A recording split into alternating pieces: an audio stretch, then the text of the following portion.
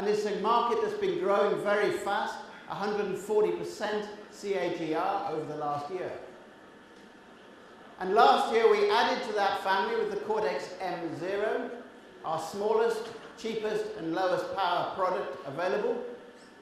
In that time it's had more than 20 licenses and is being used in MCU, in mixed signal, and in replacing finite state machines deep within electronic devices. It's becoming a very popular device already. And then we launched Cortex-M4. It's now available. That's our highest performance microcontroller at the moment. It adds digital signal controller functionality, and that has multiple licensees. So a huge range of products available, a big investment from ARM in the microcontroller family, because we see this as a very, very large growing market. And as I've said a couple of times already, we see security, and if you like, trust, as becoming an essential part of the future world. Because, as I said, as we have more devices, we will expect to make payments through these flexible, powerful devices. In fact, we will look back at the credit cards that we use today and laugh at how insecure they are. A mobile phone platform is a much more intelligent and inherently secure technology on which to make payments. And the other thing that happens is as these devices that we carry around get more powerful, we start downloading more and more content that we're paying for. And so the ease of buying content safely and accurately becomes more important, not just for us as consumers, but for the suppliers of content and for the infrastructure suppliers to make sure that they get paid fairly for the content that is being distributed. So again, security on these devices becomes a key concern and a key issue. I've mentioned security a few times already, and so I firmly believe security touches almost everything that we are doing today. Whether it's in mobile solutions, in embedded, in the home, in enterprise, or indeed in emerging applications, there are many, many instances, and I've mentioned a few of them already, there are many instances where security becomes more and more critical. The good news is that ARM saw this coming a long time ago. And so as long ago as 10 years ago, we created the technology called TrustZone. And we've been licensing it for that time. First appeared in ARM 1176. So TrustZone system IP dramatically reduces and dynamically secures the system, the memory, and the peripherals. The SoCs that have to be built around the ARM cores also need to have TrustZone capability. And that is starting to happen. It's not happened as quickly as we would have liked, but there are already several SoCs on the market that have a suitable TrustZone compliant system. And I firmly believe that in the future we'll see many, many more SoCs showing this technology and providing the base upon which we can build services based on this technology. Because it allows data and devices to be protected within each application. The permission gets granted by a secure kernel, and it's actually a very low hardware overhead to enable this extra security.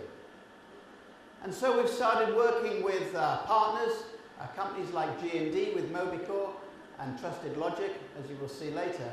And gradually we are building out an infrastructure and a system that enables more security, initially for payments, but as I've said, there are many other areas where security becomes important. So for those of you who are here thinking about building SoCs around ARM, I would urge you and encourage you to build in the TrustZone capability to allow these services in the future. I've talked a little bit about ARM. Those of you who know me know very well that I am absolutely a firm believer that ARM is only here because of the ARM partnership. The ARM connected community, more than 750 members in total, is what makes ARM what it is today. Yes, in ARM we work hard, but I think the real value of the ARM phenomenon is the ARM connected community. And so in every area where ARM has been developing technology, we have attracted an ecosystem of other companies around us to help the complete solution. So around the basic Cortex family and Core Link, we have coherency and virtualization companies to bring software porting and software translation simpler and quicker.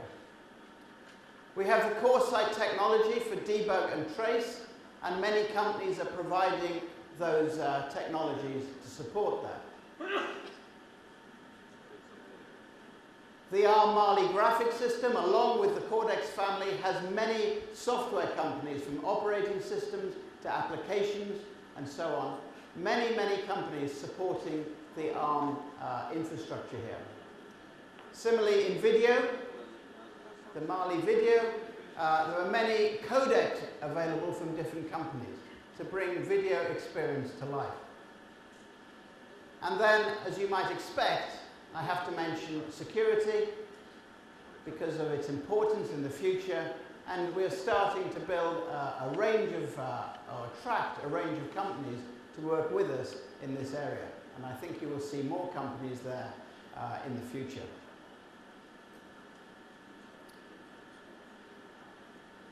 And so as part of that connected community, ARM has attracted a huge range of software companies and RTOS companies to bring the true software experience to ARM.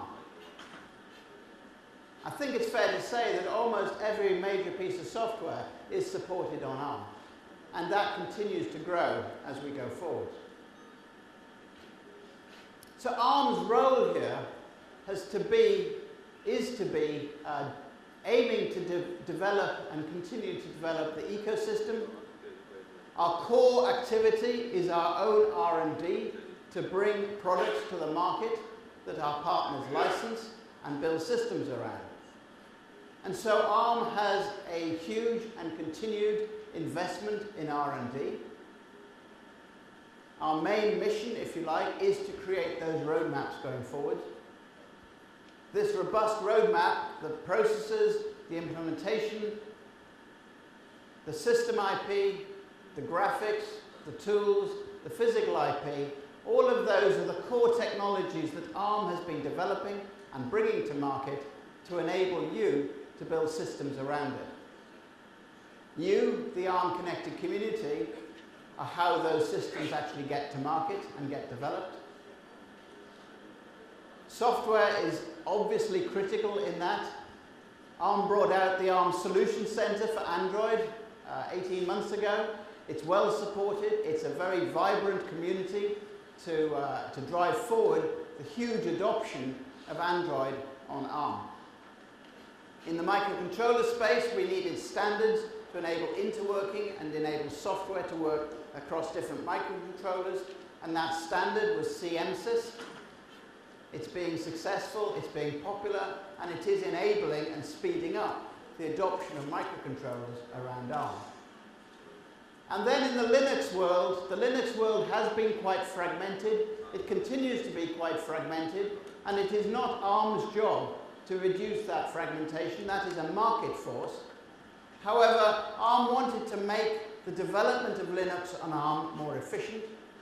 And so earlier this year, in fact here in Taipei at Computex in June, we launched a new company called Linaro. Linaro is not an ARM company, although ARM is an investor in it now. It's a joint venture, if you like, between ARM, Freescale, IBM, Samsung, ST Ericsson, and Texas Instruments as the founding companies. We expect more companies will join Linaro. There are now almost 100 engineers working within Linaro on core Linux enablement.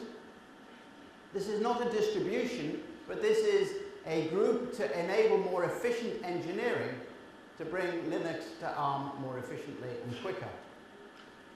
It's being very successful. Last week, they brought out the first release of tools from Linaro. They said they'd do that in November, and they did. So the engineering program is on track, and the commercial program is on track. So there will be more discussion about Linaro later, but it is working already, and it is a way in which ARM has been able to bring together many different companies to improve the situation for everyone. The ARM connected community results in a huge diversity of products.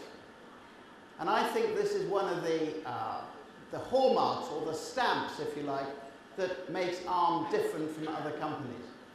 So along the bottom here you see, in this case, 8 different application processors from 8 different companies. There are many, many more application processors, but I put those on this slide because all those 8 application processors all use fundamentally the same technology from ARM, Cortex-A8 or Cortex-A9. But each of them is quite different in the final SoC that is created from those different companies. And that is no surprise, because look at the names of those companies. They all have strengths in different areas. And so the ability for the one ARM product to find its way with value-added technology from other companies into a multitude of application processors gives you, the people putting together final systems, a huge choice of application processors to use, a huge choice with different strengths, with different areas of focus, and that in turn results in a huge diversity of end product based on ARM. ARM products are not all rectangular and black with a keyboard and a screen. ARM products have a huge, huge variety of shape, color, weight, functionality, user interface, and so on. And that is enabled by the fact that the ARM partnership is able to bring out different silicon.